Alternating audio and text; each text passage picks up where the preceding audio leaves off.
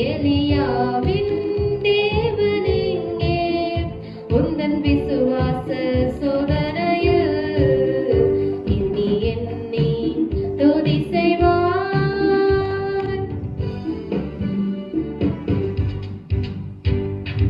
உன்னைக்கு எதிராகவே ஆயுதம் வாய்க்காதே,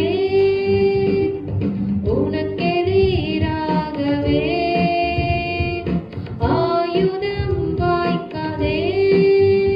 உன்னை அழைத்தவர் உண்மை தேவன், அவர் தாசருக்கு நீதியவர்.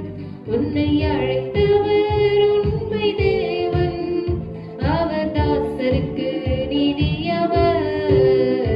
எண்ணி எண்ணி துதி செய்வார். என்னில் அடங்காத கிருபைகளுக்காய் என்றும் தாங்கும் தம் புயமே, இன்ப இயேசுவின் நாமமே. என்றும் தாங்கும் தம் புயமே, இன்ப இயேசுவின் நாமமே. எண்ணி எண்ணி துதி செய்வார். Praise the Lord.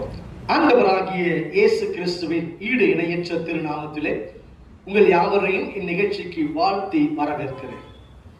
இந்த நாள் தியானத்திற்காய் தெரிந்து கொண்டதான வேத வசனம் 1 சாமுவேல் 15:2. சேனைகளின் கர்த்தர் சொல்லுகிறது என்னவென்றால், இஸ்ரவேலர் எகிப்திலிருந்து வந்தபொழுது அமலேக்கு அவர்களுக்கு வழிமறைத்த செய்கையை மனதில் வைத்திருக்கிறேன். இங்கு வேதம் சொல்லுகிறது, அமலேக்கு அவர்களுக்கு வழிமறித்ததை தேவன் அவருடைய மனதில் வைத்திருக்கிறாராம். எனக்கு அருமையான தேவ பிள்ளைகளே, இஸ்ரவேலர்கள் ஜெயத்தை பெற்று அந்த அடிமைத்தனத்திலிருந்து அவர்கள் வரும் பொழுது எதிர்வையாய் வந்தது இந்த அமலேக்கியர்கள். அவர்கள் வழி மறித்ததை தேவன் மனதில் வைத்திருந்தபடியினாலே சவுலின் காலத்திலே தேவன் சாமுவேல் தீர்க்கதரிசியில தேவன் பேசி அவர்களை கொன்று போடும்படி சொல்லுகிறார். உங்களுக்கு விரோதமாய் ஒரு சத்துரு எழுப்பினாலும் சரி, தேவன் அவர்களை அழிப்பதிலே மறப்பதில்லை. எனக்கு அருமையான தேவஜனமே, ஒருவேளை ஐயா எங்களுக்கு சத்துருக்கள் அதிகமாய் எழும்பியிருக்கிறார்கள், நாங்கள் வெளியே தலை காட்ட முடியல, என்ன செய்வது?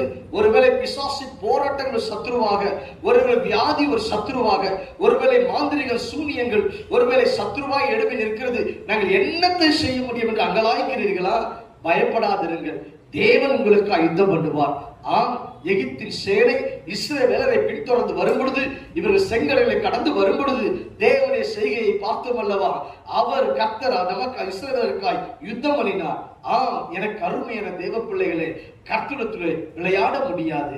அவர் பயங்கரமான தேவன். அருமையான தேவஜனமே, அவர் உங்களுக்காய் யுத்தம் பண்ணுவார். அவர் சத்துருக்களை அழிப்பதிலே மறப்பதில்லை.